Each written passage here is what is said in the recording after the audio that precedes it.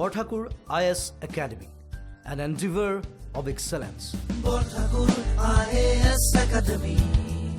Hello everyone, welcome to Borthakur's IAS Academy, Northeast's premier institute for UPSC, APSC and NPSC preparations. I am your friend Atrey, and today I am here with another segment of Current Affairs 365 dated 5th of August 2021. Don't forget to like and share this video and subscribe to our YouTube channel. You can also follow us on Facebook as well as Instagram for any further updates related to civil services examination and along with that any other Assam state government services. Now without any further ado, let's get started. The first news for today is regarding amendment in the Medical Termination of Pregnancy Act of 2021. The amendment has been made in the year 2021. Okay, this act was first introduced in the year 1971. Recently, the Delhi High Court allowed a medical termination of pregnancy of a woman who had completed 22 weeks of gestation as the fetus was suffering from multiple abnormalities. Gestation is the fetal development period from the time of conception till birth. Okay. In India, the Medical Termination of Pregnancy Act, it stipulates a ceiling of 20 weeks for termination of pregnancy, and beyond that, abortion of the fetus is impermissible. The MTP Act of 1971, it was passed due to the progress made in the field of medical science with respect to safer abortions. Here the new amendment, it expands the access of safe and legal abortion services on therapeutic, humanitarian and social grounds to ensure universal access to comprehensive care. Now let us have a look at the key provisions of the Amendment Act. First is termination due to failure of contraceptive method or device. Under this act, a pregnancy may be terminated up to the period of 20 weeks by a married woman in case of failure of any contraceptive method. It also allows unmarried women to terminate a pregnancy for the same reason. Next is opinion required for termination of pregnancy. Depending on the time limit, opinion of one or more registered medical practitioner will be required. Okay, so for first case, up to a period of 20 weeks of gestation, opinion of one registered medical practitioner is needed for termination of the pregnancy. Then for the time period of 20 to 24 weeks, 2 RMP, that is registered medical practitioners, are required for termination of the pregnancy. And for termination of a pregnancy which is after 24 weeks of 24 weeks time period, opinion of state level medical board will be required. Here also there has been an increase in the upper gestation limit from 20 to 24 weeks for special categories of women, including survivors of rapes, victims of incest and other vulnerable women like differently abled women, minors, among others. The name and other particulars of that particular individual whose pregnancy has been terminated will not be revealed except to a person authorized in any law that is currently in force. This law will contribute towards ending preventable maternal mortality, and this is going to help meeting the related sustainable development goals. These amendments will increase the ambit and access of women to safe abortion services, which will ensure dignity, autonomy, and will provide justice for women who need to terminate pregnancies. However, there are certain issues related to these amendments. First is different opinions on termination. One opinion is that terminating a pregnancy is the choice of the pregnant woman and it is a part of her reproductive rights, while other is of the opinion that state has an obligation to protect life and hence it should provide for protection of the fetus. Across the world, countries have set varying conditions and time limits for allowing abortions based on the health of both the pregnant women as well as the child. Then the next issue is the time period, which was initially not allowed beyond 24 weeks. The Act allows abortion after 24 weeks only in cases where a medical board diagnoses substantial fetal abnormality. This implies that for a case requiring abortion due to rape, which exceeds 24 weeks, the only recourse that is possible is a writ petition. Third problem is abortion to be performed by a doctor. This act obviously requires abortion to be performed only by doctors with specialization in gynecology, but because of 75% shortage of such doctors in community health centers of the rural areas, pregnant women, they may continue to find it difficult to access such facilities for safer abortions. The second news here is regarding continuation for the schemes of fast-track courts. Recently, the Union government approved continuation of more than 1,000 fast-track special courts as a centrally sponsored scheme for 2 years, starting from April 2021 to March 2023. This includes 389 exclusive POCSO, that is Protection of Children from Sexual Offences courts. The central share here will be provided from the Nirbhaya Fund. Now first let us see what are these fast track courts.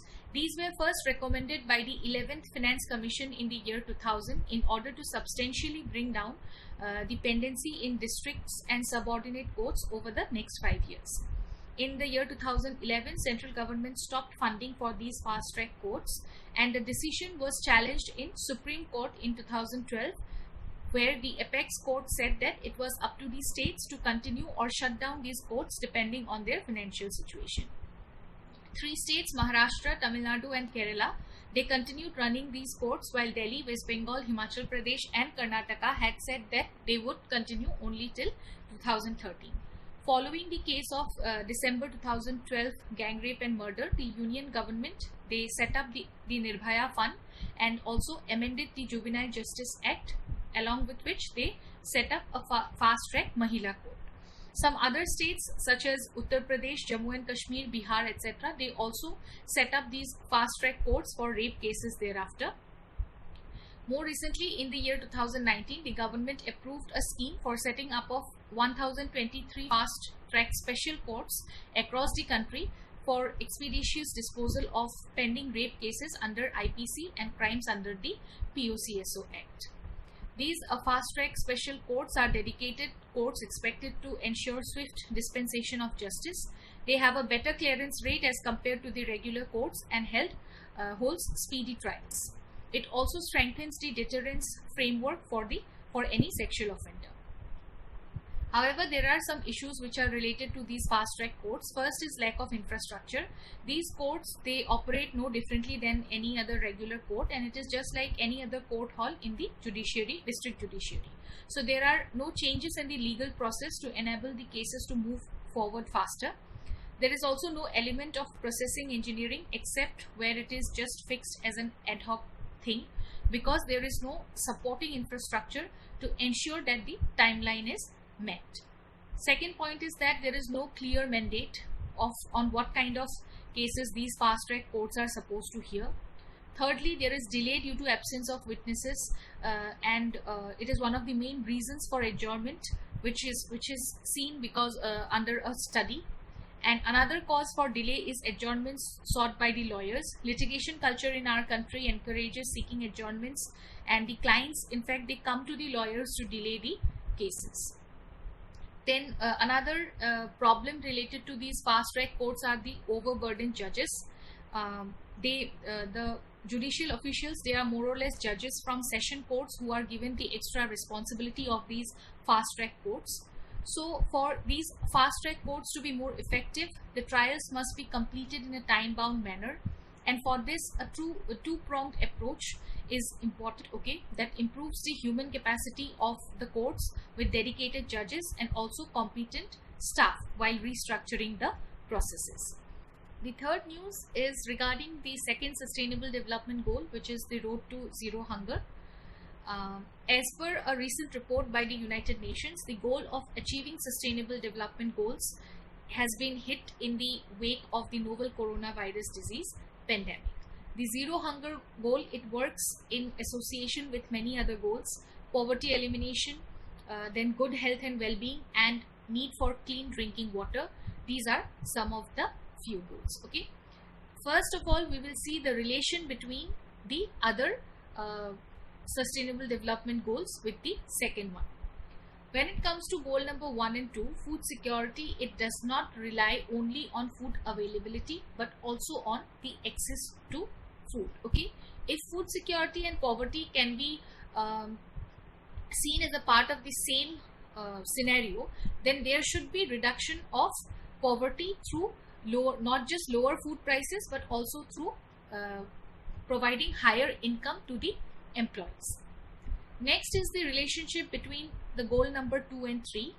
Nutrition is a key to the good health. We all know that. So the relation between sustainable goal number 2, which is road to zero hunger, and number 3, that is good health and well-being, these are synergetic. Okay. Environmental health through a more sustainable agriculture will also establish a direct link between these two goals. Agricultural activities, what they do, they contribute to global pollution. For example, biomass burning, it can cause air pollution, and land clearing, it might contribute to fuel combustion emissions.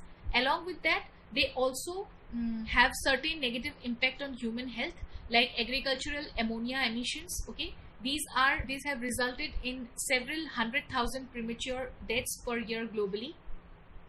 Other sustainable development goals also has an influence on consumption patterns as well as healthy diet choice. For example, goal number 4, which is related to education. Number 5 is regarding gender equality.